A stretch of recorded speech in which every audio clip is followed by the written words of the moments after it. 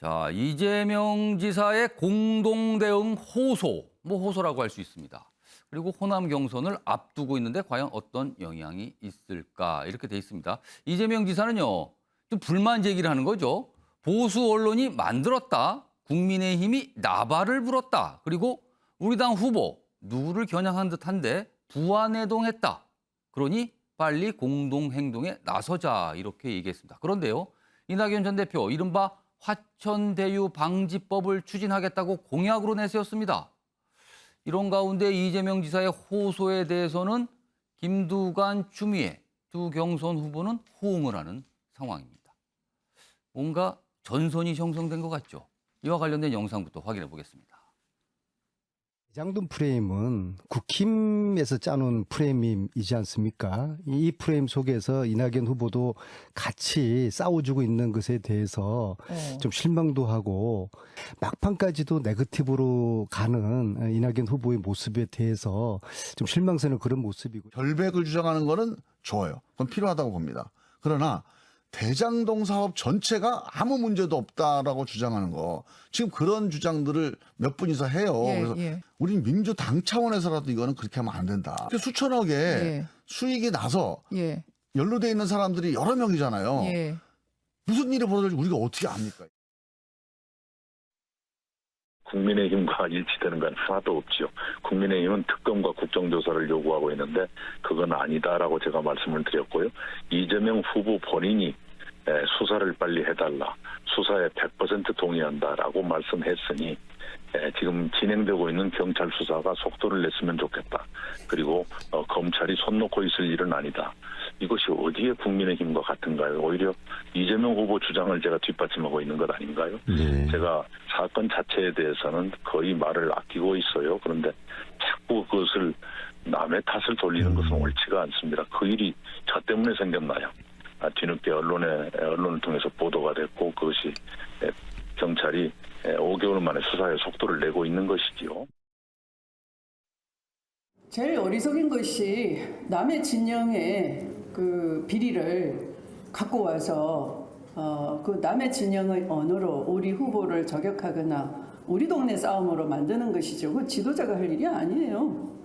뭐 따로 논평할 것도 없어요. 그것은 화천대유가 누구 것이냐 도대체. 거기에 왜 그렇게 떡고물이 많은지, 온 부패 카르텔이 거기에 왜 득식을 하느냐. 도대체 화천대유는 누구 거냐. 그리고 그런 불로소득, 막대한 불로소득을 누리는 이 시스템을 혁파하려면 기득권 카르텔을 깨야 되는 것이고, 저 추미애가 말씀드린 지대개혁을 해야 된다라는 것이죠. 네. 자, 지금 방금 들으셨는데요. 추미애 후보의 입장과는 달리 이낙연 전 대표, 검찰이 손을 놓고 있을 때가 아니다. 그리고 이른바 화천대유 방지법, 그러니까 토지개발 이익의 50%를 무조건 환수하는 이런 내용의 법안도 좀 추진하겠다. 이렇게 밝히고 있거든요. 자, 그런데요. 차재원 부산가톨릭대 특임 교수님께 먼저 질문 좀 드릴게요. 이낙연 전 대표의 어떤 공세, 분명 공세로 보이긴 해요. 그런데 좀 수준이 애매한 공세가 아닌가.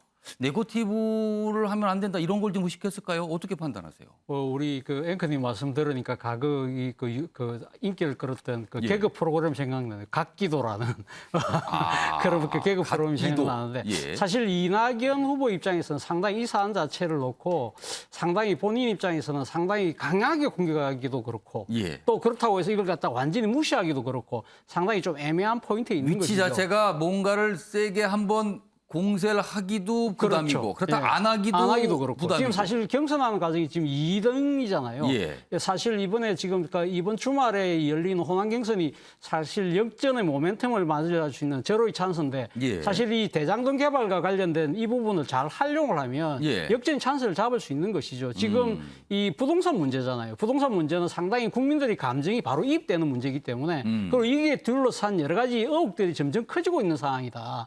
그렇다고 한다면 그때 당시 이 개발을 총지휘했던 이 사실 그 담당자일 수 있는 그 당시 이재명 성남시장의 그러니까 이 역할에 대해서 이 부분을 제대로 검증을 해야 된다. 그래야만 우리가 본선에서 그러니까 이 불안한 후보가 아닌 안전한 후보를 내세울 수 있다는 그러한 논리를 예. 사실 이 사안만큼 잘 보여줄 수 있는 사안이 없다고 판단을 하겠죠. 그런데 문제는 뭐냐? 지금 여러 가지 의혹들은 제기되고 있지만 예. 그러나 이재명 지사와 직접적인 연관이 되는 또 고리는 없어요. 그렇기 때문에 그런 상황에서 이재명 지사는 뭐라고 이야기를 하고 있습니까? 예. 이 지금 최근에 등장하고 있는 인물들이 거의 다 국민의힘 관계자들 또 아니면 이 검찰의 고위 정관들 예. 이런 분들이 등장하니까 예. 우리 사회의 기존의 기득권 세력들이 개입된 사건이다. 더 압축으로 이야기하면 국민의힘 게이트인데 왜 이걸 갖다가 우리 당 후보가 이 나를 공격하기 위한 소재로 활용하느냐는 예. 것이 이재명 지사 측의 반격이거든요. 그래서 그런 입장에서 공동대응하자는 호소를 그렇죠. 했다. 공동대응하자는 걸 이야기를 하고 있기 때문에 자칫 이 부분에 대해서 확정되지 않은 의혹을 갖고 강하게 공격했을 경우에는 예. 과연 이낙연 후보는 누구 편이냐라는 그런 또 이 대공격을 받을 수가 있잖아요. 그런 예. 상황이기 때문에 상당히 조심스러운 입장이면 분명합니다만 그래서 내놓은 것이 화천대유 방지법이라는 제도적 장치 예. 그리고 제3자인 검찰의 신속한 수사를 이야기하고 있는 것이 아닐까라는 생각이 듭니다. 그러면은 속으로는 좀 공격을 좀 강하게 하고 싶은데 부담스럽기 때문에 검찰 얘기를 살짝 꺼내고 법을 좀 바꿔서 얘기를 꺼내고 좀 그런다는 말씀으로 들리네요. 그런데 지금도. 이낙연 전 대표 입장에서는 본인이 지금 세계 공격을 하고 있지 않지만 우리 아까 자료 화면에 봤던 그 같은 캠프에 있는 김종민 의원을 비롯해서 참모그룹에서는 참모그룹에서는 강하게 공격을 하잖아요. 예. 좀 그런 식으로 해서 톤다운과 약간의 균형 감각을 유지하려는 부분인데 그러나 누가 봐도 이낙연 대표 측에서 전 대표 측에서 이재명 지사에 대해서 예. 강하게 공격하는 것은 뭐 뚜렷한 사실인 거죠. 공세이긴 한데 좀 애매한 공세다. 다 이유가 있다. 이런 설명을 좀 하셨는데요. 정태근 전 의원님. 이낙연 대표가 대표적으로 뭐 공세라고 하겠습니다. 공세 중에 하나가 이른바 이제 화천대유 방지법을 하겠다. 이걸 뭐 공약으로 내셨어요. 바꿔서 뭔가 강하게 하겠다. 그러니까 토지개발 이익의 50%를 무조건 환수하도록 내용을 담겠다. 이렇게 얘기를 했는데 가만히 들어보면은요. 이 내용은 대장동 개발 사업 자체의 설계가 오류가 있었다. 이런 걸 또 우회적으로 담고 있는 거 아닙니까, 그러면? 그럼요. 그러니까 처음에 예. 이재명 지사 측에서 변명하면서 리스크가 많고 사업의 성공 여부를 잘 모른다고 얘기를 했는데 예. 실제로 2015년에 보면 전국의 주택 가격이 평균 한 3.35% 올라갔어요. 이 사업 할 때. 그리고 수도권은 4.17% 올라갔어요. 예. 처음에 말입니다. 이게 대장동 부지가 대략 한 27만 평 되거든요. 예. 근데 토지 조성 원가가 얼마냐면 수용했잖아요. 한 1,000만 원입니다. 한 평당. 평당. 예. 아. 그런데 그 땅들을 경쟁 입찰로 매각할 때 평당 얼마를 받았냐? 1,930만 원 받았어요. 그러면 한번 보세요. 27만 평이라고 얘기했는데 예. 조성 원가가 1,000만 원이고 경쟁 입찰에서 매각한 돈이 1,930만 원이면 예. 그 돈만 얼마 나오냐? 2조 나옵니다. 단순계산으로. 그러면 예. 지금 이러한 공공개발 도시계획 사업을 위한 이걸 환수하기 위해서 예. 애초부터 이재명 지사가 이거를 민으로 하지 말고 민관이 같이 하는 형태가 아니라 예. 성남 도시개발공사가 하는데 예. 계속 지금 변명을 하는 게 뭐냐면 채권 발행 한도가 있다는 거예요.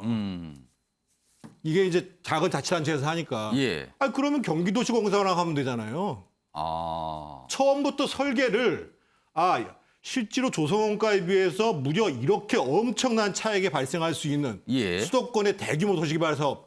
우리가 말이 27만 평이죠. 예. 지금 우리 태릉 부지 있지 않습니까? 예. 태릉골프장? 태릉골프장 부지가 23만 평입니다. 그러면은 그거를 그럼요. 넘어선다는 거잖아요, 그럼요. 지금요. 그래서 제가 아까 얘기한 단순 계산을 할 때 조성 원가만 계산하면 2조 차이 난다는 거 아니에요. 예. 그러니까 이낙연 지사 보기에는 이건 애초부터 설계가 잘못된 거다. 그래서 제가 지난주 이 자리에서 처음부터 말씀드린 게 뭐냐면 예. 도대체 이 컨소시엄을 구성하는 사업자 최소 1조 1,150억, 1,500억에 해당하는 사업자를 선정을 하는데 예. 이 선정 과정에 있어서 내부에 있는 사람들이 절대평가에 들어가고 또 나중에 하루 만에 다시 상대평가에 들어가서 예. 평가 과정에 비리가 있었다라는 점들이 사람들이 의혹을 갖고 있다. 예. 그게 이번 주에 드러난 게 뭐냐면 이 사건의 핵심이라고 얘기하는 남모 변호사, 천화동인 4호를 갖고 있다는 사람의 예. 과 후배가 예. 이 사업을 심의하기 5개월 전에 들어갔다는 거 아니에요. 지금 그런 의혹 제기도 좀 된 상태죠, 지금요. 그러니까 처음부터 봤을 때 총리도 상식적이지 않고 이낙연 지사 입장에서 봤을 때에도 야, 이거는 H당초부터 여기서 생기는 거대 이익을 뭔가 밖으로 빼가려고 하는 의도에 의해서 설계된 거고 그거를 뭐 이재명 지사가 공모까지는 아니어도 사실상 방임한 거 아니냐 이런 문제의식을 갖고 있는 거죠.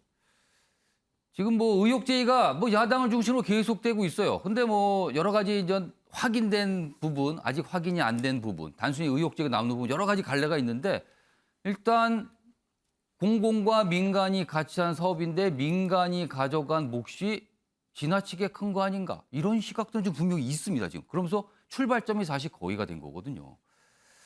자, 그래서 야당에서도 이와 관련해서 비판의 목소리를 계속 내고 있거든요. 국민의힘 내부에서 나온 목소리 좀 확인해 보겠습니다. 이 지사가 동문서답을 하거나 횡설수설을 하면서 이 사건의 실체를 사이다처럼 속 시원하게 해명하지 못하는 데에는 매우 치명적인 다른 이유가 있다는 의혹이 점점 확신으로 굳어가고 있습니다.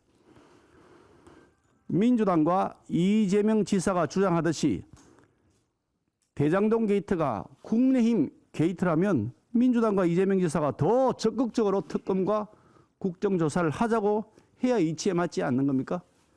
더 이상 숨기고 버티면 제2의 조국 사태를 겪게 될 것입니다. 자, 야당이 저렇게 좀 뭐 공격적으로 뭔가 의혹 제기를 하고 있는 상황에서 여러 인물들이 지금 등장하고 있거든요. 근데 그 중에서도요. 본인은 측근 아니다, 키맨 아니다 이렇게 부인하고 있지만 통상적으로 그렇게 부르고 있습니다. 지금 상태는. 지금 화면에 나갔는데요. 유동규 전 성남도시개발공사 기획본부장입니다. 어떻게 보면 핵심 인물로 보이고 뭐 지금 전체적인 이런 뭐 수익금 배당 방식 등을 설계한 거 아니냐 이런 의혹을 좀 받고 있죠. 그런데 본인이 언론 인터뷰를 했습니다. 그러면서 의혹 제기에 대해서 이런저런 부인을 했죠. 근데 특히 그 내용 중에 하나는 이 내용은 현근택 전 민주당 상근 부대변인이 설명을 좀 해주셔야 되겠어요. 왜냐하면 이재명 지사 지금 캠프에 계시니까 그리고 이제 현역 변호사이시잖아요. 그러니까 좀 설명 좀 해주시면 좋을 것 같은데 이 유동규 전 본부장은 이재명 캠프에는 가본 적도 없다. 그리고 여러 가지 의혹 제기에 대한 질문을 봤을 때 이거는 그쪽 민간 쪽 그쪽에 가서 물어봐야 되는 거다. 왜 여기서 물어보는가? 이렇게 얘기를 했거든요. 현근택 변호사는 이 유동규 전 본부장 캠프에서 저 모르는 사람이에요. 몰라요. 본 적 모릅니까? 없어요. 예, 저도 뭐 회의 뭐 거의 매일 하다시피 하고 그러는데 본 적 없었고요.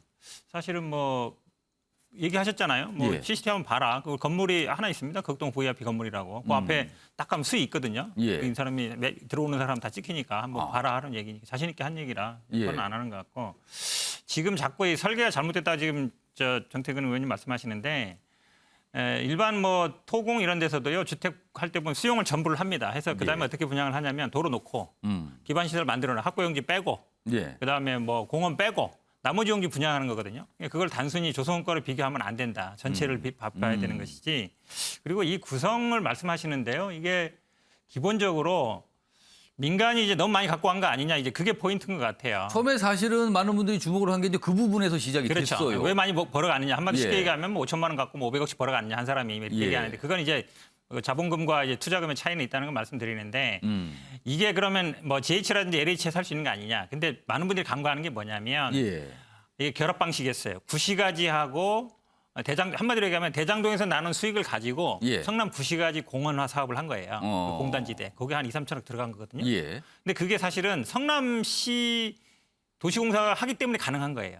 LH라든지 만약에 뭐 GH가 하면요. 보통 도시개발 사업을 하면 그 단지 안에서 다 해결합니다. 그 단지 안에서 나는 수익을 가지고 그 단지 안에서 길 놓고 도로 놓고 학교 짓지 그걸 다른 지역에 쓰는 게 거의 불가능해요. 근데 이게 어찌 보면 성남 시장이기 때문에 가능한 일이죠. 왜냐하면 신도시 개발한 여기서 번 돈을 가지고 구시가지에 지금 공원 시설이 안 돼 있기 때문에 그게 쓰겠다 한 거거든요. 그런 차이기 때문에 말씀드리고 사실은 이 수익 구조가 나는 구조는 다 알려져 있지만 그러니까 공공이 갖고 오는 수익은 정해져 있던 거예요. 처음에 4천 몇 억이었다가 땅값이 오르니까 925를 더 갖고 온 거죠. 그 나머지 수익에 대해서는 민간이 알아서 가져라는 건데 예. 결과적으로 2015년, 16년이 아파트 값이 지금의 한 반 정도밖에 안 됐습니다. 당시 예상액은 한 1,000억, 2,000억 정도로 생각됐던 거예요. 예. 근데 이제 그게 지금 한 2배 이상 올랐죠, 아파트 가격이. 그러다 보니까 이제 수익이 늘어가는 부분이라 뭐 그런 부분에 대해서는 국민들이 별로 안 좋게 생각하는 거 알고 있고 그래서 예. 이낙연 후보도 지금 50% 수익 최대 50%까지 예. 그 개발 이익금 환수하겠다 그랬는데 저희 뭐 이재명 후보 측에서도 택지 개발은 가능하면 공공으로 민간이 할 수 없게끔 하겠다. 예. 이게 공약으로 내고 있거든요. 저는 아마 이게 전화위복의 계기가 될 수 있다. 앞으로는 아마 소위 말하는 뭐 부동산 디벨로퍼 개인들이 해서 돈 벌기 힘든 예. 구조로 가고 있다. 지금 여론이 그렇게 가고 예. 있는 것 같습니다. 저는 뭐 이게 아마 좋은 계기가 된 것 같습니다. 그러니까 형태 변호사가 지금 캠프에 계시니까 아마 캠프의 전반적인 분위기나 입장이 뭐 저런 반응인 것 같아요. 예, 정태근 전 의원님께 잠깐 발언 기회 드릴게요. 정리해드려야 되게 조성원가라고 하는 거는요. 예. 토지를 수용한 가격을 얘기하는 것이 아닙니다. 지금 대장동 주민이 화가 나는 것은 그 당시에 실거래가가 대략 600에서 800까지 갔는데 감정평가에 의해 가지고 200에서 많아야 400 정도 뭐한 받아가지고 300 이런 얘기가 그 나오죠. 정도 받았다는 예. 거예요. 그래서 조성원가라는 건 뭐냐면 토지를 수용하고 수용하려면 돈이 들어가잖아요. 거기 이자 비용, 예. 지금 얘기하는 기반시설 닦는 비용 이걸 다 합쳐가지고 예. 평당 조성가를 내는 겁니다. 지금 말씀하시는 가운데 속보가 들어왔어요. 사실 이 사안도 굉장히 좀 주목을 받았는데 법원이요. 이 방송 프로그램입니다. 집사부일체 이재명 평 방영 금지 가처분 신청을 기각했다고 합니다. 이 남양주시에서 이 문제 제기를 했거든요. 그러니까 이른바 이전 이 계곡 정비 사업 관련해서 어떤 얘기를 했는데 그거에 대해서 좀 이의 제기를 하면서 가처분 신청을 했는데 기각이 됐다는 내용이 지금 들어와 있습니다. 속보로 전해드렸습니다. 지금 뭐 두 분이 약간 더 논쟁처럼 가셨는데 그러니까 뭔가 민간이 돈을 많이 벌었다는 거예요. 그런데 그 버는 과정에서 과연 얼마나 돈을 투입했는가 그리고 그 땅 확보를 너무 싸게 한 거 아닌가 뭐 이런 논란이 좀 계속 불거지고 있는 겁니다. 그러면서 그와 관련된 의혹 제기들이 계속 지어지고 있는 거고요. 자, 이 사안은 이 정도로 마무리하고요. 다음은 역시 뭐 이 사안과 연결 지을 수 있습니다. 호남 경선과 관련된 이슈인데 이어가 보도록 하겠는데요. 방금 전에 본 그림 다시 한번 불러서 좀 설명드리겠습니다.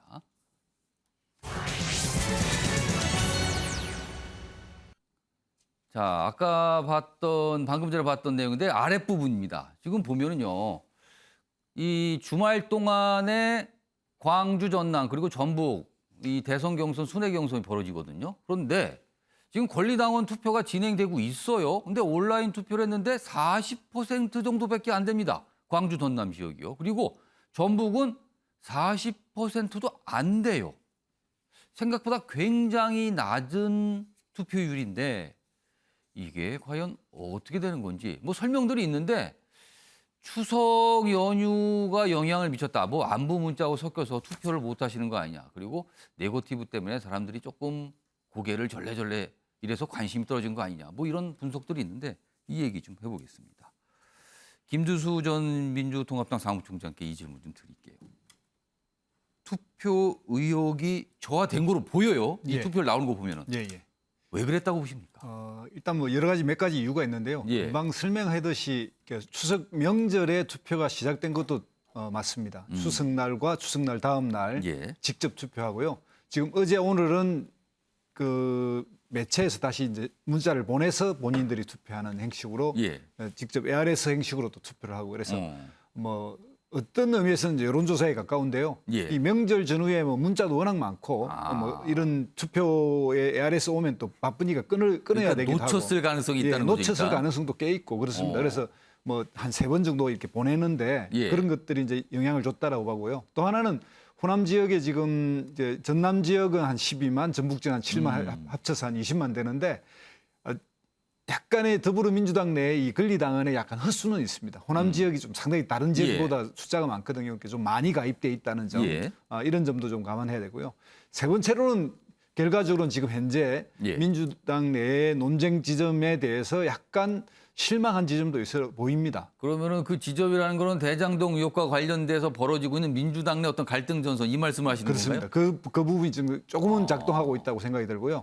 그래서 결국은 호남 지역이 지금 현재 경선에서 가장 중대한 고비 중에 하나인데 예. 이 고비에 반전의 어떤 모멘텀을 마련해야 되는 이낙연 후보 측에서 입장에서 보면 투표율이 높은 것이 분명히 유리한 방향으로 좀 해석돼야 수 있는데 높아야 유리하다. 예, 제가 볼 때는 그렇습니다. 예. 그래서 투표율이 높지 않은 거는 여전히 좀 대세론을 꺾기에는 좀 역부족이지 않을까 하는 그런 생각이 듭니다.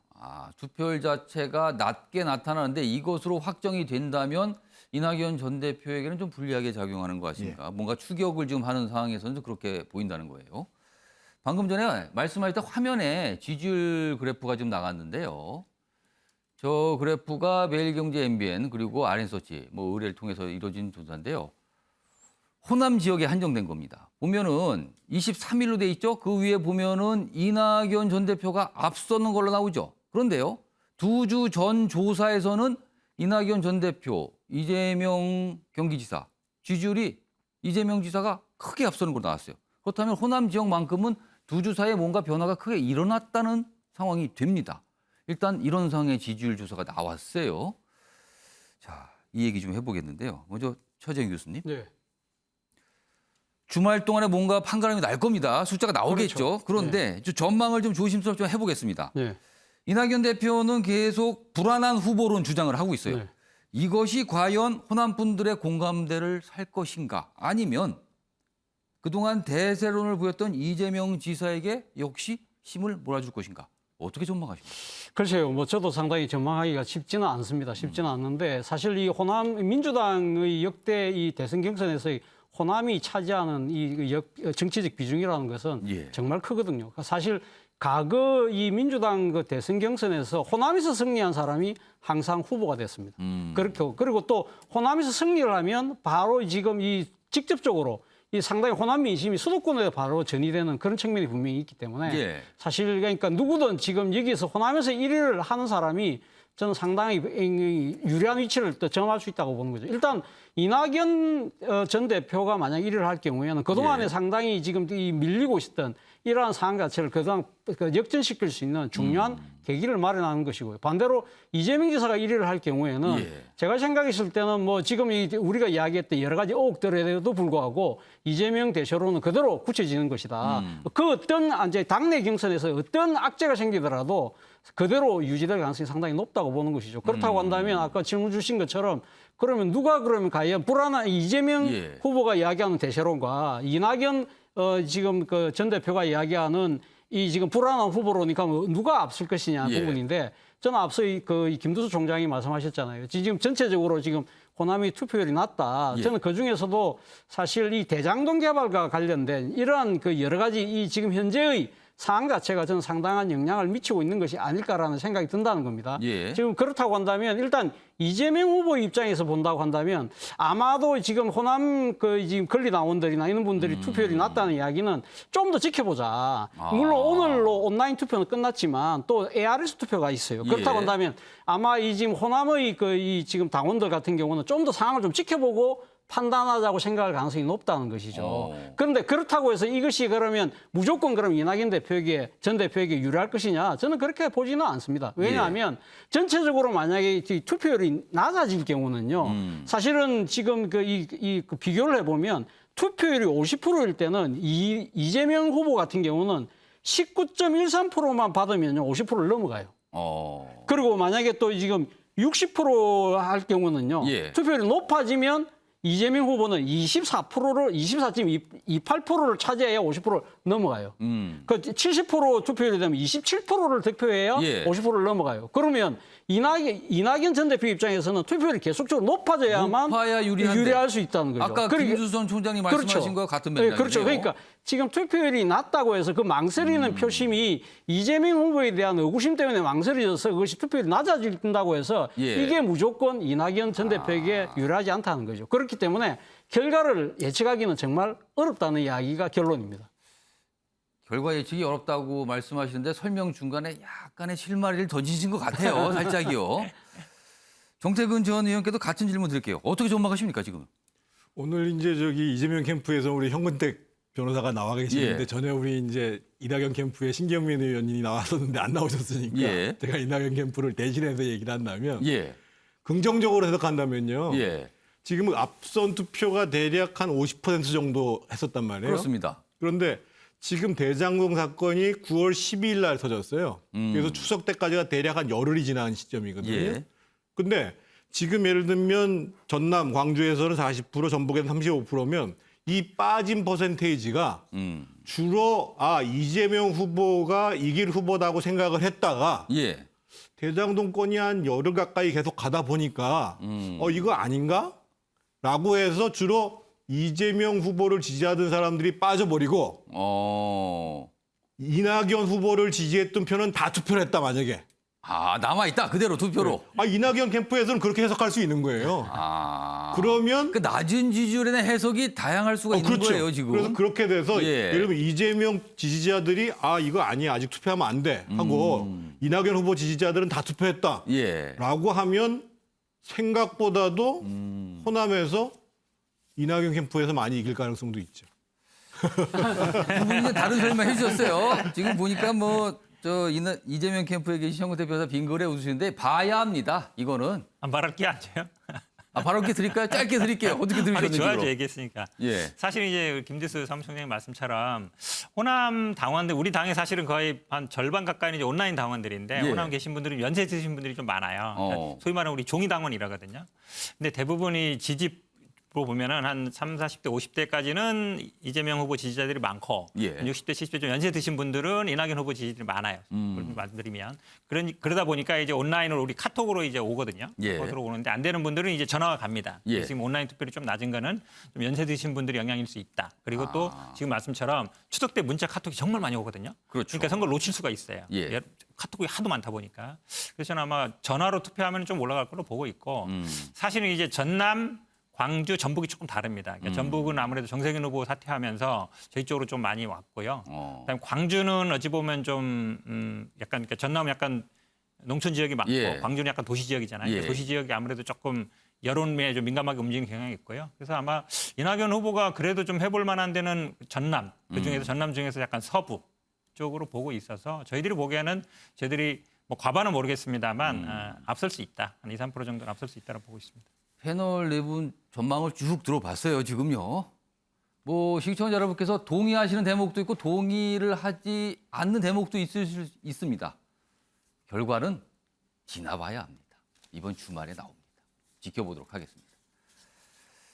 자, 이번에는요. 대장동 의혹 이슈 계속 이어지고 있는데 화천대유라는 회사가 등장을 했죠. 많은 분들이 이제 그 이름을 기억하실 텐데 그런데 여기에요. 유력 법조인 그리고 야권 인사들의 이름이 같이 나옵니다. 왜 그런 건지 다음 이슈에서 확인해 보겠습니다.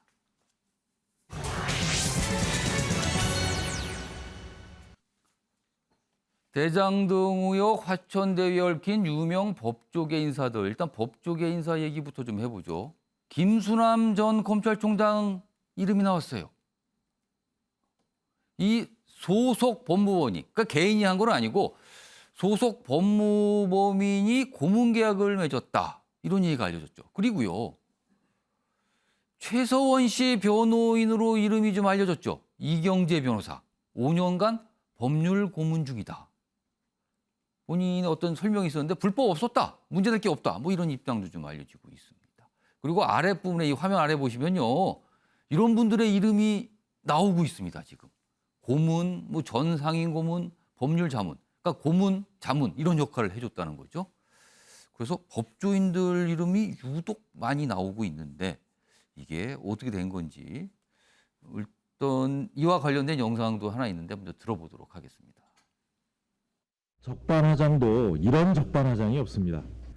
국민의힘 5선 의원으로 원내대표까지 지낸 원유철 의원은 화천대유 고문으로 재직하며 매월 900만 원을 타갔다고 합니다. 곽상도 의원은 화천대유 소유주와 친분이 있다고 평소에 밝혀왔고 그 아들은 화천대유에 채용돼서 7년 동안 근무했습니다. 이것이 화천대유를 둘러싼 팩트들입니다. 적어도 공당이라면 내부 의혹자들에 대해 먼저 자체 조사를 하고 국조든 특검이든 이야기를 꺼내는 것이 순리일 것입니다. 자, 형택 변호사. 법조인 시각으로 좀 설명을 해줬으면 좋겠는데 화천대유와 관련해서 법조인들 이름이 많이 나와요. 어떤 고문 역할, 자문 역할 해줬다.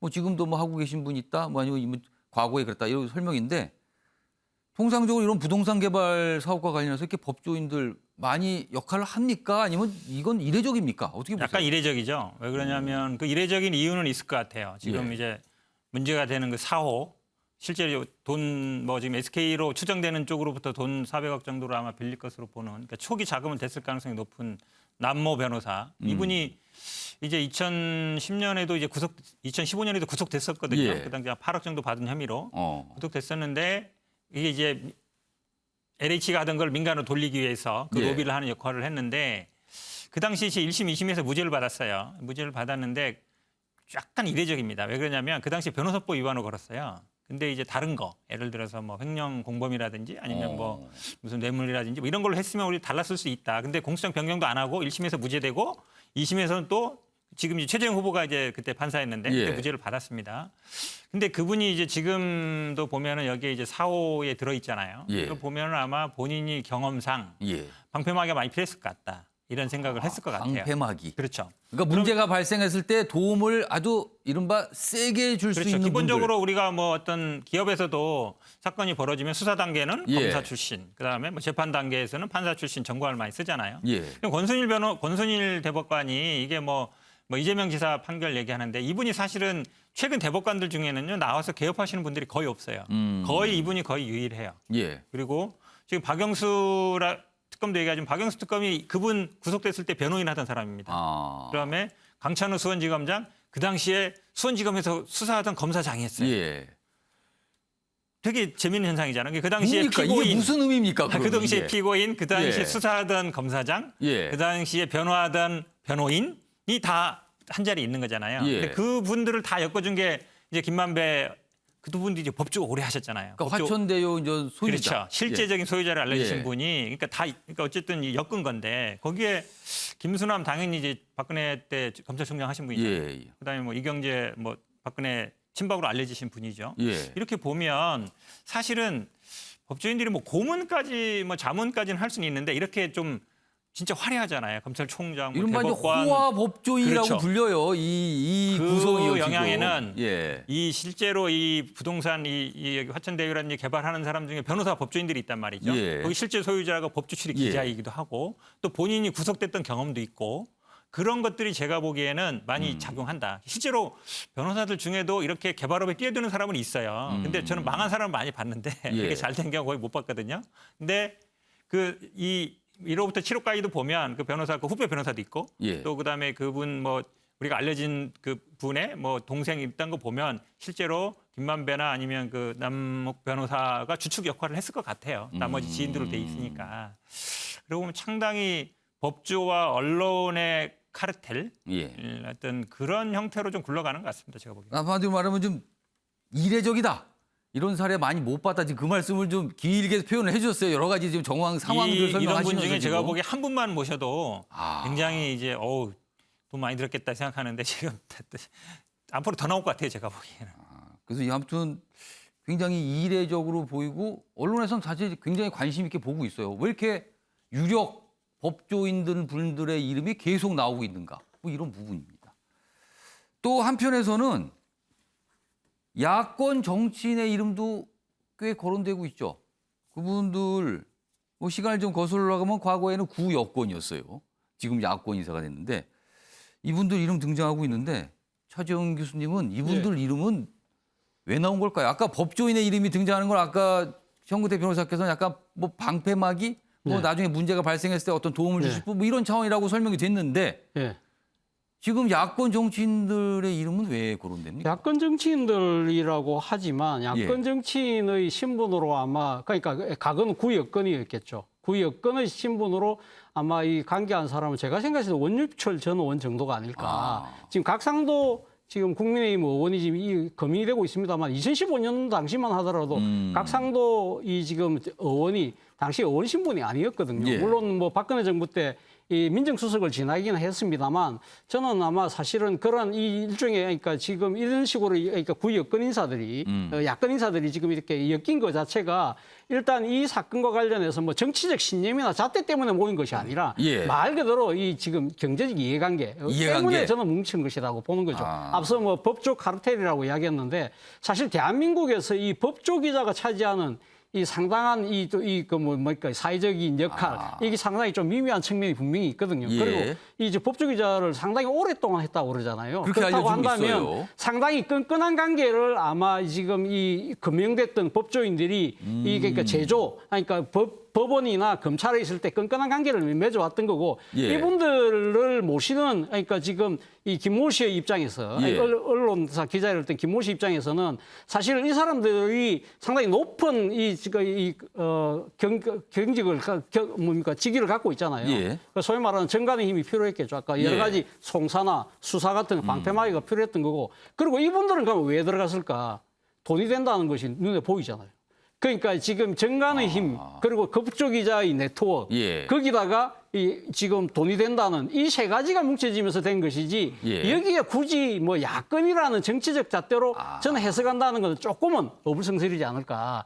그럼에도 불구하고 지금 민주당 입장에서는 지금 원유철 전 의원이나 각상도 의원이 지금 있는 이상 예. 이 부분에 대해서는 지금 야권이 공세를 하니까 여기 대받아치기 위해서 그래서 국민의힘 뭐 자유였으니까 이 얘기를 하는 를 겁니까? 붙이는 것이지 예. 저는 사실 이 부분과 관련해서는 정치적으로 해석하는 것 자체는 예. 저는 사실은 좀 개연성, 설득력이 좀 떨어진다 생각이 듭니다. 정태근 전 의원님, 유력 인사라고 볼 수 있습니다. 법조인이건 정치이건 유력 인사들의 이름이 거론된 거예요, 지금요. 근데 이거는 예. 좀 이 사건의 실체 그 자체로 이해할 필요가 있을 것 같아요. 무슨 얘기냐면 예. 이 소위 그 대장동 사업을 시행을 하게 되는 이 화천대유의 핵심이 한 사람은 김만배라는 분이고 예. 한 사람은 지금 얘기 나온 남욱이라는 변호사인데 이 두 분이 원래는 경쟁 관계에 있었다는 거 아니겠어요? 언론 예. 보도에 따르면. 그러다가 이제 이 사업을 계기로 해가지고 힘을 합치게 됐고 이게 한 축이고 그리고 성남 도시개발공사 쪽에서 이 사업들을 설계하고 뭔가 주도적으로 한 사람이 유동규라는 이 양대 축으로 이루어지는데 예. 그 사업 내부에서 문제가 생겼던 게 이 남모 변호사라는 사람, 남욱 변호사라는 사람이 예. 2009년 10년에 이 공영개발을 민영개발로 바꾸는 방식으로 로비를 하다가 그 대가로 8억 3천만 원을 받았다는 걸로 구속 기소했단 말이에요. 수원지검에서. 그 예. 당시에 지검장이 강찬호 변호사라는 분이고. 그러니까 실제로 그 당시에 그런 것들이 진행되는 과정 속에서 모든 사람의 주시를 받고 이미 기소까지 된 상황에서 놓고 본다면 지금 성남 도시개발공사를과 같이 해가지고 컨소시엄을 구성한다고 하더라도 예. 많은 법률적 시비가 걸릴 가능성이 크다라고 이미 예측을 했기 때문에 논란이 불거질 게 충분히 가능성이 굉장히 크다. 네. 그리고 실제로 이게 2015년부터 진행돼야 되는데 지금 그 남욱 변호사라는 사람이 일단 재판 중에 있어가지고 자유롭지가 않잖아요. 예. 그러려면 여러 가지 문제들을 풀어나가는 데 있어서 실제로 뭐 재판이 올라가든 또 변호를 동원하든 이러려면 유력한 법조인이 있어야 되잖아요.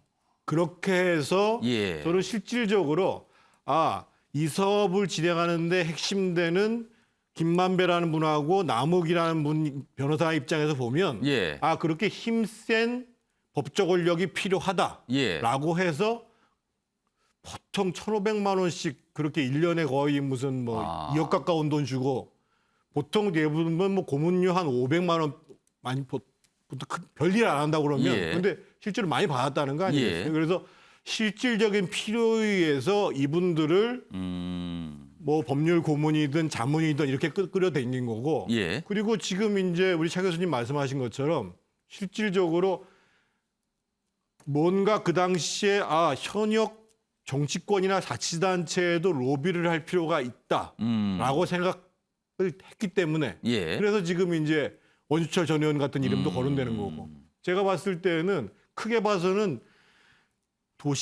성남 도시개발공사가 이 사업들을 잘못 추진하게 되는 과정들이 한 축이고 예. 또 한 가지는 이러한 여러 가지의 불법성이 있음에도 불구하고 무리함이 있음에도 불구하고 이 사업을 통해서 이익을 얻어야 되겠다라고 얘기한 그 김만배라는 분과 남욱 변호사 이 두 축 간에 있어서 필요에 의해서 이 구성이 이루어진 거라고 봐야 되겠죠. 자, 지금 그러니까 정태근 전 의원께서는 지금 이 상황 설명하시면서 이제 의혹 제기를 하신 거예요. 이게 뭔가 좀 있는 거 아닌가 약간 의혹 제기를 하셨는데 현근택 변호사가 그 얘기를 듣고 바로 길 요청하셨어요. 지금 왜냐면 짧게 드릴게요. 이게 2009년 10년에 사실 LH에서 민간으로 돌리려고 할 때 그 당시 이제 문제가 됐었잖아요. 그 예. 당시에 개발하던 사람이 한 90억 정도 횡령을 해서 왜냐하면 민간으로 갖고 오면 뭐 수천억 남는 거니까 30억 정도 로비 자금으로 뿌렸는데 그 당시에 이제 어디 갔느냐 그 돈이 신영수 그 당시 국회의원이었어요 성남. 그래서 2014년에 이제 이재명 시장하고도 한번 시장 선거로 붙었던 분인데 이분 동생한테 한 2억 정도 가고 지금 말씀처럼 남모 변호사한테 한 8억 정도 가고 그렇게 해서 썼단 말이에요. 그 중에 9명이 기소되고 6명이 구속됐는데 그 당시에 지금 나오는 남 변호사가 단순히 변호인이고 거기에 투자를 했던 분이 아니라 중앙당 그 당시 한나라당이었나요? 중앙당 청년위 부위원장이었단 말이죠. 신영수 의원 그 당시에 국회의원이었죠. 그 당시에. 그렇죠?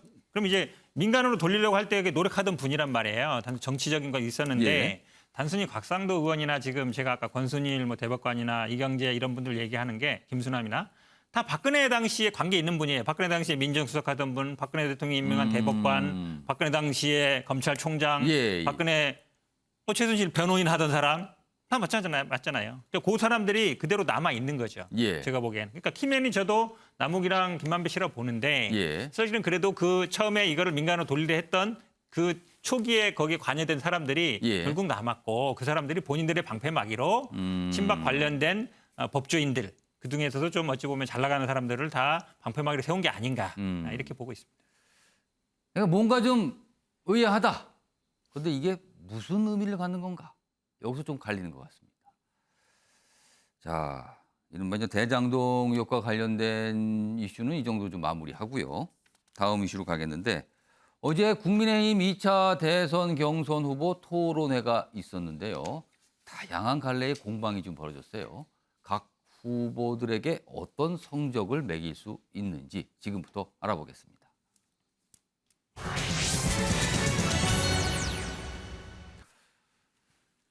먼저 첫 번째 인물에 관한 건데요. 2차 토론에서 집중 추궁을 당한 윤석열 어땠을까?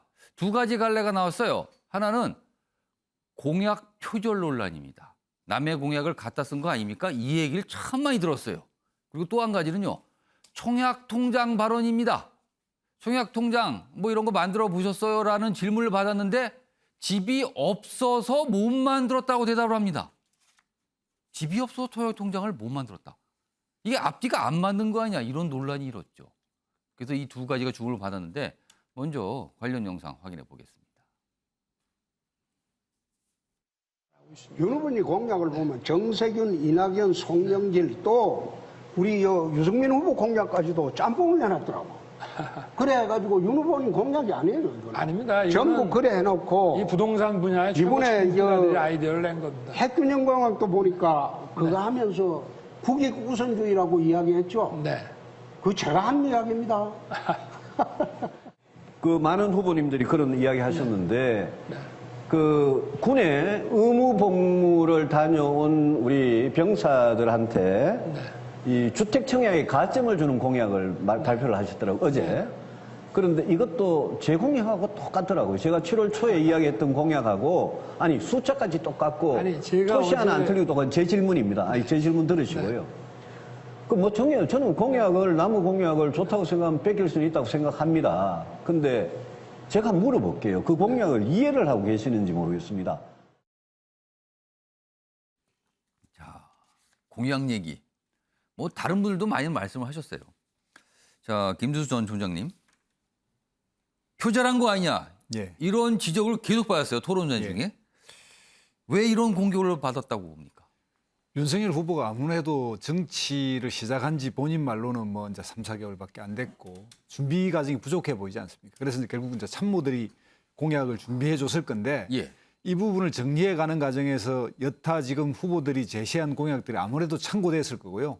지금 그게 좋아 보였던 건가요, 그럼? 아니 근데 제가 볼 때 윤석열 후보가 선택했다기보다는 거기에 지금 정책을 담당하는 참모들이 공약을 모아줬다고 참모들이 선택을 해서 모아서 이걸로 공약을 발표하면 된다 이렇게 했을 가능성이 있다. 그렇다고 생각하고요. 그 내용 중에는 이제 유승민 후보하고는 이런 청약 그 가점제 이런 게 이제 겹쳤고 예. 또 원희룡 후보하고는 뭐 자영업자 대책 같은 게 겹치고 또 이제 홍준표 후보하고는 그 남북 관계라든지 이런 거에서 오히려 문재인 정부의 역할을 했던 사람이 거기 공약을 하고 있지 않느냐 이런 이야기를 하면서 예. 서로 간에 이제 공약을 이렇게 서로 이제 뺏겼다. 그래서 뭐 원희룡 후보가 카피닌자라고 하는 뭐 별칭까지 붙여주는 이제 이런 일이 벌어졌는데요. 예. 아무래도 이제 정치에 오랜 준비를 해서 본인이 이 부분을 다 숙지하고 본인의 비전에 의해서 정책이 일관되게 쭉 정리됐다면 이런 일이 좀 줄어들 겁니다. 암만 해도 이제 고민해왔고 그 과정에서 공약을 계속 가다듬어 왔다면 이제 급조한 조직에 급조된 정책팀이 만들어낸 그런 실패를 다른 후보가 아주 세게 공박을 한 거죠. 그런데 대신 이제 뭐 원희룡 후보는 갖다 써도 좋다 이렇게 이야기했고 오히려 유승민 후보는 미국 같으면 큰 처벌을 받는다 이렇게 해서 공약의 카피 부분을 시비를 건 거죠. 그러니까 이 김두수 전 총장님께서 평가하시기는 이게 급조의 결과 아니냐 이렇게 딱 한마디 평가를 하신 것 같아요 지금요. 이 상황이 그렇다.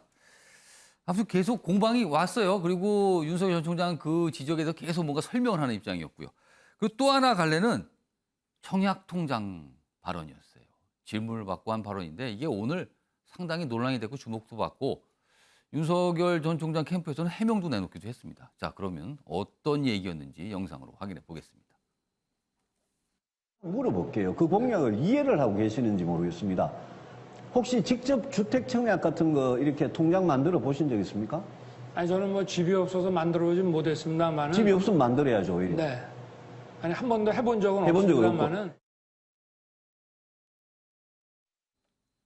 정우택 변호사, 이거 청약통장 얘기 어떻게 들으셨어요? 정말 우선 정우택 변호사는 청약통장 만들어 보셨어요? 만들어봤죠 당연히. 처음에 뭐 청년들이 취업하면 저희 나이 때만 해도 뭐 재형적이 들고 그다음에 뭐 청약통장 만들고가 기본이었잖아요. 요즘에는 한 20대 바로 뭐 대학만 졸업하면 바로 만드는 경우 많거든요. 기본적으로 하는 건데 이제 집이 없어서 청약통장을 안 만들었다는 얘기를 하니까 사람들이 다 웃는 거잖아요. 그러니까 집이 없다는 부분과 청약통장을 안 만들었다는 부분이 어떻게 같이 갈 수 있는가 이거였어요. 그렇죠. 집 없어서 만드는 건데 그러니까 제가 뭐 해본 적이 없습니다. 모르겠는데 이분도 어쨌든 좀 늦게 30대 중반에 이제 고시 붙어가지고 뭐 됐습니다만 검사들도 물론 이사는 많이 다니는 건 맞지만 1, 2년마다 다니잖아요. 그렇다고 해도 또 집 살 생각은 하거든요. 그러니까 집 살 생각을 전혀 안 하셨던 건 맞는 것 같아요. 결혼할 때까지 재산이 별로 없었다고 하는 거 보니까 지금도 보면 이제 부인 집에 가 살고 있으니까. 근데 너무 모른다는 거죠. 그러니까 신문이라든지 아니면 뭐 우리가 뭐 방송이라든지 최소한 사람들하고 어디 가서 한 번만 얘기해 보면 그래서 집 당첨만 얘기만 해도 그럼 물어보잖아요. 몇 년 가입했습니까? 뭐 무주택 몇 년 됐습니까? 자녀 몇 명입니까? 그런 게 다 이제 점수로 얘기하는 거잖아요. 그러면 지금 이제 부동산 정책을 많이 내놓으시는데 당연히 저걸 알고서 하는 건지 그냥 써 있으니까 읽는 건지 당연히 안 물어볼 수가 없는 거잖아요. 기본적인 게 수도권은 무주택자가 반이잖아요. 그럼 수도권에 있어서는 무주택자들한테 어떻게 주택을 공급할 건가 이게 굉장히 중요하거든요. 그럼 누구한테 공급할 거냐인데 기본적으로 무주택자, 신혼부부 이런 분들이 되는데 거기에 다 청약통장이 나오는 거거든요. 그래서 몇 년 동안 가입했냐 뭐 이렇게 나오는 건데 제가 보기에 뭐 검사니까 이해 못했다는 얘기 자체가 좀 저것도 변명치고는 좀 그런 것 같아서 그냥 잘 몰랐다. 이렇게 얘기하면 되는데 잘 몰랐습니다. 그럼 되는데 지금 뭐 검사였고 뭐 여기 이사 다니니까 몰랐다 하는 얘기가 더 구차하게 들립니다. 제가.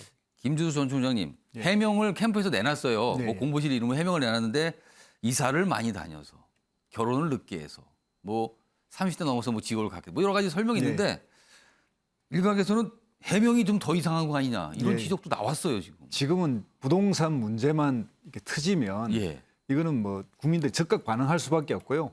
여기에 해명이 솔직하지 못하면 더 사안을 키우게 됩니다. 웬만한 해명 가지고는 쉽게 안 된다. 예, 그렇습니다. 그래서 본인이 사실은 이 청약통장 문제에 대해서 정확하게 인지를 못했고 그 청약통장이 어떤 의미인지 잘 몰라서 이제 그냥 얼떨결에 나온 이야기로 보이기도 하지만 그 해명 과정에서 지금 집 없는 사람들 또 젊은 사람들 청약통장을 열었지만 현재 한 번도 당첨 가능성이 없던 사람들의 입장에서 보면 좀 속 터지는 이야기지 않습니까? 그동안 또 윤석열 후보가 1일 1망언이라고 그동안 뭐 아프리카 노동 이런 뭐 인문학 문제, 뭐 노동 해고 뭐 이런 이야기를 계속 해왔기 때문에 이런 것도 또 그런 사안 하나로 또 인식하게 되니까 상당히 본의 아니게 본인의 또 이런 그 어떤 살아온 과정 예. 이런 것들이 다시 한번 또 드러나게 된 거 아닌가 이런 생각이 듭니다. 서민적 삶은 아니었다 이런 게 나타나는 거죠. 대선 경쟁 과정에서 이런 말, 어떻게 보면 말실수도 있어요. 이런 게 사실은 굉장히 뼈 아플 수 있거든요. 그래서 아마 통상적으로 과거에 보면 이런 얘기가 나오면 후보가 이런 얘기를 내놓을 때 캠프에서는 비상이 걸립니다. 이걸 어떻게 수습할까? 그래서 오늘 뭐 수습하는 해명을 내놨는데 아직 뭐 충분하게 설명되는 것 같지는 않는 분위기입니다. 자, 이번에는요. 홍준표 의원과 관련된 얘기도 토론에서 많이 나왔어요. 그리고 뭐 하태경 의원 경우는 굉장히 압박하는 모습을 좀 비췄는데 그 내용도 먼저 영상으로 준비했는데 확인해 보도록 하겠습니다.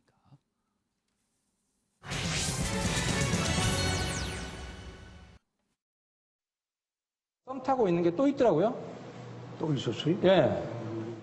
검찰 수사권 폐지하고 보안 수사만 하게 하자. 근데 이게 조국의 검수완박이랑 똑같아요. 조국 지지하는 사람 그쪽에 좀 잘 보이려고 한 걸로 의심이 들어서 제가 하태경 의원님은 자꾸 조국 프레임에 가두려고 하는데 조국을 가장 경멸하는 사람 중에 하나가 접니다. 이미 그 사내도 아니다 그런 막말까지 한 사람입니다. 사실 1차 토론에도 하태경 의원의 압박이 있었어요. 조국 전 장관 얘기를 하셨는데 뭐 이러면서 뭔가 압박하는 질문이 있었는데 또 나왔어요. 차재현 교수님. 네. 이른바 조국 수홍 논란입니다. 네. 다시 한번 제기가 된 건데 이거 홍준표 의원 이거 수습이 쉽지 않은 겁니까? 쉽지 않을 것 같아요. 사실은 뭐 지난번 1차 토론 때도 사실 그 조국 수사와 예. 관련해서 당시 윤석열 전 총장이 조국 가족을 도륙냈다고 이야기를 했잖아요. 아마 예. 그렇게 이야기했던 홍준표 후보의 의도는 그러니까 지금 헌법주의자를 자처하고 있는 이 윤석열 전 총장이 사실은 자신의 정치적 목적을 위해서 조국 수사를 좀 이용한 것이 아니냐.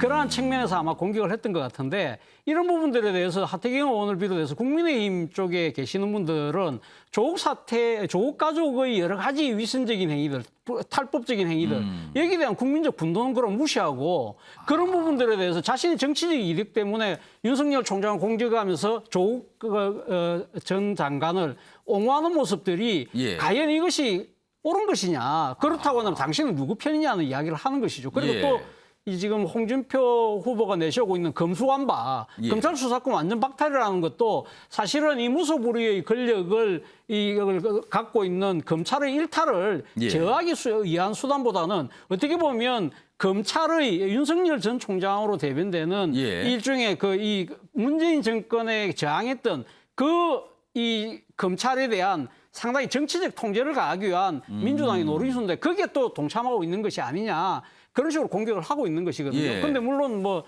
지금 홍준표 의원은 검수완박 같은 경우는 예. 사실은 지금 무소불위의 검찰에 대해서 지금 이 수사권을 독점하고 있는 부분은 사실 경쟁적으로 나누는 것이 맞다. 그런 이야기를 하고 싶어 하는 수신으로 것이지만. 들리기도 해요. 예, 그렇죠. 그런데 그런 부분들에 대해서 하태경 의원이 지금 주장하는 바는 결국은 지금 이런 식으로 지금 검수완박이나 조국수사 도륙이라는 표현을 쓰는 거는 결국은 자신의 정치적 목적, 결국 1위 후보인 윤석열 후보를 공격하기 위해서 지금 민주당식 논리를 차용하고 있는 것이 아니냐. 그렇다고 한다면 당신은 누구 편이냐. 그런 소위 말해 정체성으로 연결시키면서 공격을 하는 것이죠. 그런데 지금 어제 답변도 저는 그렇게 썩 이게 명쾌하게 해명으로 좀 들리기에는 좀 부족한 측면이 분명히 있어요. 그런데 사실은 홍준표 의원의 여러 가지 언행들이 지금 예. 민주당의 역선택, 민주당 지지층들의 역선택을 바라는 측면도 있다는 그런 의구심과 맞물려서 이러한 이 하태경 의원의 공격 자체가 상당히 좀 더 힘을 받고 있는 상황인데 예. 그렇다고 한다면 홍준표 의원 입장에서는 본인의 정체성을 보다 명쾌하게 보여줄 그러한 이 좀 뭐랄까요, 이 하나의 방어책을 내놓을 필요가 있다는 생각이 듭니다. 사실 언젠가부터 특정 표현 그리고 특정 이슈가 한 진영의 전유물처럼 간주되는 경향이 생기기 시작했어요. 그래서 상대 진영에 있는 인물들, 정치인들이 그 이슈를 잘못 건드리면 굉장히 민감해지는 반응이 나오는 거. 이런 게 좀 반복되고 있는 것 같기도 합니다. 지금. 자, 이번에는요. 유승민 전 의원과 관련된 어제 토론에서 질문도 나왔어요. 그 부분도 영상으로 확인해 보겠습니다. 구미 박정희 대통령 생가에 갔을 때 참 봉변을 당하셨는데 그 배신자 프레임을 어떻게 풀어 나가실 생각이십니까? 저는 뭐, 홍 후보님 걱정해 주시니까 고맙습니다만은 저는 일관되게 저는 탄핵은 제 양심과 소신에 따라서 정당했다고 말씀드렸고, 홍 후보님께서 박근혜 전 대통령을 유리할 때는 이용을 했다가 불리할 때는 그냥 뱉어버리는, 그럼 배신자 프레임을 계속 안고 나가시겠다? 홍 후보님 같은 분이 어떻게 보면 진정한 배신자죠. 그렇게 말을 바꾸면 그게 배신이지. 그런데 그게 소신입니까? 제가 배신자라면 저는 박정희 생각했을 때 대환영을 받았는데. 그거는 이제 그 오신 분들이 그 사람들이 참 이상한 분들이에요. 전부 다 그 조원진 대표가 하는 뭡니까? 우리 공화당 사람들이 전국에서 몰려든 겁니다. 그분들한테 우리 공화당에 한테 환영받은 거를 뭐 그렇게 자랑이라고 말씀하실 건 아닌 것 같습니다. 알겠습니다. 정태근 전 의원님. 사실 유승민 전 의원에게 이 이른바 이제 배신자 프레임 굉장히 민감할 수 있어요. 본인이 이걸 극복하려고 굉장히 노력을 한 것 같거든요.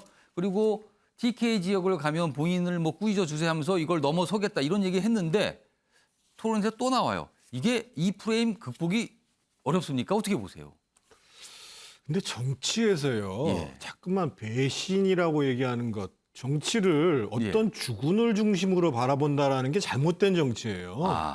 정치라는 것은 자기의 정책과 사상과 그리고 거기에 따른 의지와 실천을 가지고 하는 거거든요, 기본적으로. 그렇죠. 그러니까 지금 일단 유승민 후보 같은 경우에는 나는 일관되게 갈 수밖에 없다. 탄핵 내가 역사적으로 불가피한 선택이라고 얘기를 하잖아요.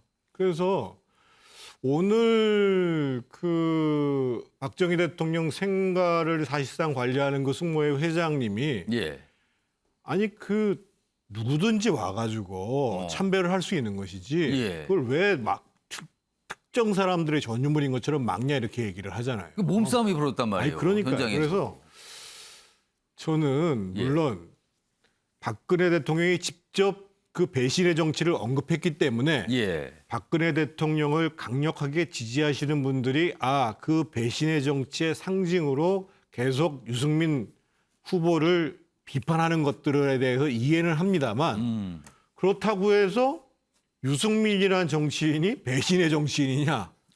이거는 전혀 아니라는 거죠. 오히려 유승민이라는 분은 소신껏 내가 정권 교체를 위해서는 확실하게 내 양심을 걸고 정치를 하겠다. 이런 태도가 타당한 거죠. 정치권에서 이른바 배신자 프레임 종종 들어봤습니다. 그리고요.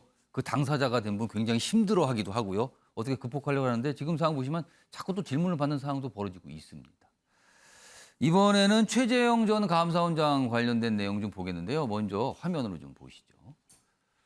여기 보시면 우클릭 약간 이런 표현이 등장하죠. 이게 전략인가 실체인가. 최근에 캠프 해체 선언까지 하면서 뭔가 변화된 모습을 보였는데 과연 이 변화된 모습이 맞는 건가? 가덕도 신공항 재검토 이런 얘기를 했는데 이게 조금 달라진 거 아닌가. 그리고 이 4.15 부정선거 발언 뭐 이런 것도 논란이 되고 있어요. 그래서 과거에는 지지를 하셨던 분이 철회하는 모습에 계속 잇따르고 있거든요. 그래서 좀 주목을 받고 있는데 관련 영상부터 좀 확인해 보겠습니다. 지난 토론에 황교안 후보님이 4.15 총선 부정선거 가능성 물으니까 의문이 있다, 검토해보겠다. 저 같으면요. 일고에 검토할 가치도 없다. 그게 상식적인 판단 아닙니까?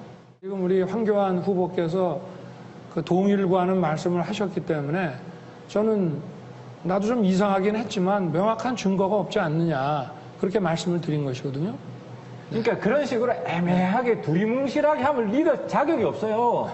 공정과 상식이라는 건 평소 몸에 체질화돼서 우러나와야지 몸에 배어있지도 않고 슬그머니 얹혀져 있는 이런 상태다.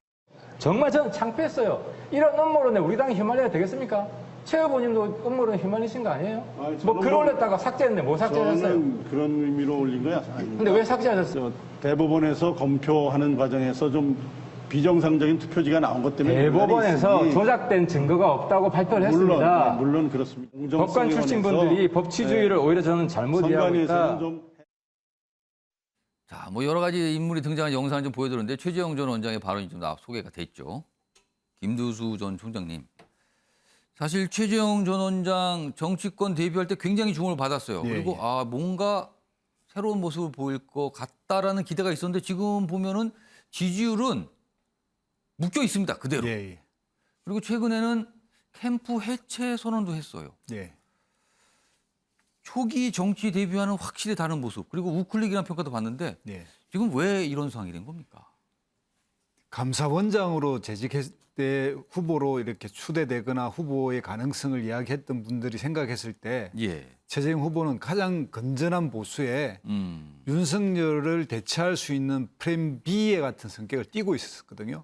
그래서 아마 그 내부에 의견이 좀 있을지라도 국민의힘에 좀 빨리 들어가자라고 결정했을 거고 그때까지 이제 해서 딱 선을 보였는데 선을 보이고 난 이후에는 정치인으로서의 최재형을 만들지 못한 거죠. 그러니까 출마 선언한 당일날 기자들 질문에 답을 정치인이라면 자기 비전과 평소의 소신으로 맞든 틀리든 본인의 이야기를 해야 되는데 항상 공부만 해왔고 뭔가 정답만 말하는 사람은 질문이 들어올 때 그 정답에 자기가 이해하고 있지 못하니까 공부 더 해서 공부를 더 해서 다 말씀드리겠다는 말이 상식적으로는 통할 것 같지만 정치 세계에서는 통하지 않습니다.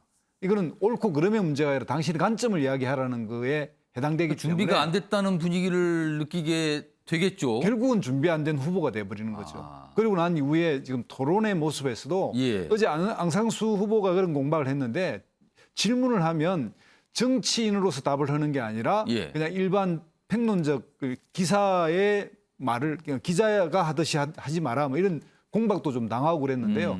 토론하는 과정에서도 그런 게 나타났고 또 토론을 해서 주도권 토론을 하면 상대방에게 공격해서 본인의 가치관과 어떤 그 비전을 가지고 상대를 공격함으로써 그걸 차별화해야 되는데 그냥 주도권을 가지고 선생님이 제자들한테 묻듯이 묻고만 있어요. 자기의 이 비전이 뭔지가 잘 드러나지 않습니다. 참모들이 그럴 때 도움 줘야 되는 거 아닙니까? 지금 그런데 뭐 캠프는 해체됐고요. 그러네요. 캠프 해체 선언을 했죠. 뭔가 이제 캠프를 해체하면 가장 개인기가 뛰어나야 되는데 대통령이 되려면 세 가지가 있어야 됩니다. 하나는 큰 세력을 가지든 하나는 업적을 가지든 하나는 탁월한 개인기가 있든 거기에 최재형 후보는 여기 하나도 해당이 안 됩니다. 세 가지를 말씀하시는데 다 물음표다고 말씀하시네요. 지금. 캠프까지 해체했으니까 대안이 없는 거죠. 아무튼 굉장히 어려운 상황이 아닌가 이런 평가를 좀 받고 있습니다. 자, 어제 국민의힘 대선 후보 2차 토론회 뭐 내용 좀 짚어봤습니다. 다음 주제는 마지막 이슈가 되겠는데요. 북한입니다. 북한 김여정이 문재인 대통령의 종전선언 제안에 화답을 했어요. 그런데 앞서서는 북한 외무성이 시기상조라면서 평가자를 했는데 7시간이 지난 뒤에는 완전히 다른 방향의 반응이 나온 겁니다. 이유가 궁금합니다. 보시죠.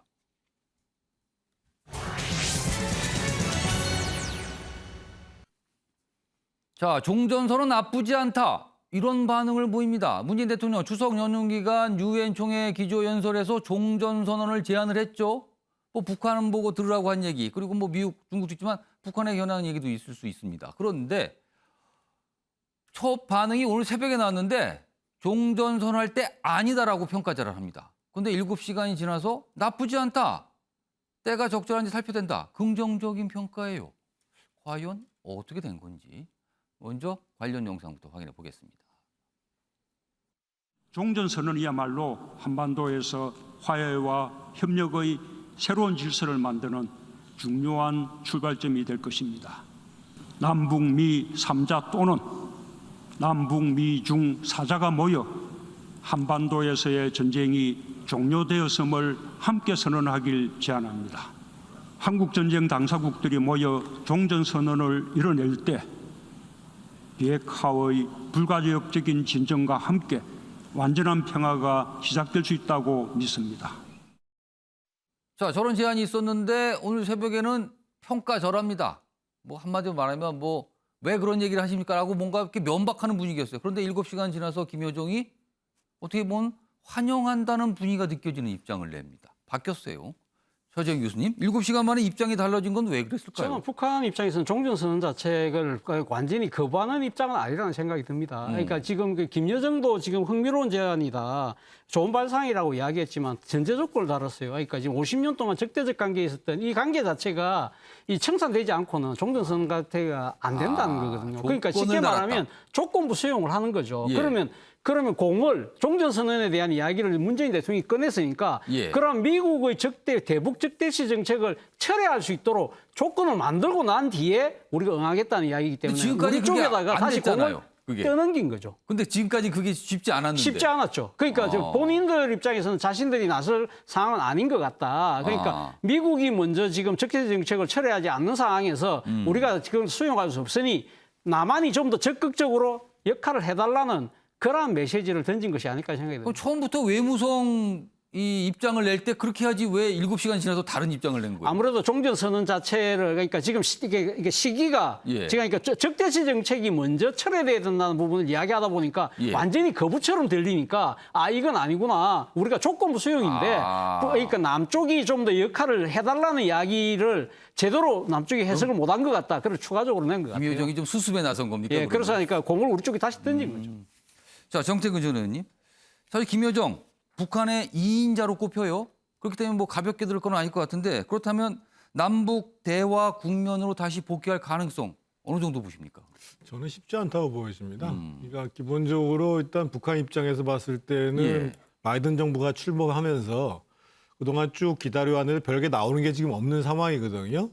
그런 상황 속에서 문재인 대통령은 어떻든 임기 말에 뭔가를 좀 실현하고자 하는 이러한 과정들이 진행되고 북한은 북한대로 계속 제재가 진행되고 상황이 변하지 않는 거에 깝깝함이 있음에도 불구하고 지금 뭐 우리 국민들이 다 알다시피 지금 정권 말이거든요.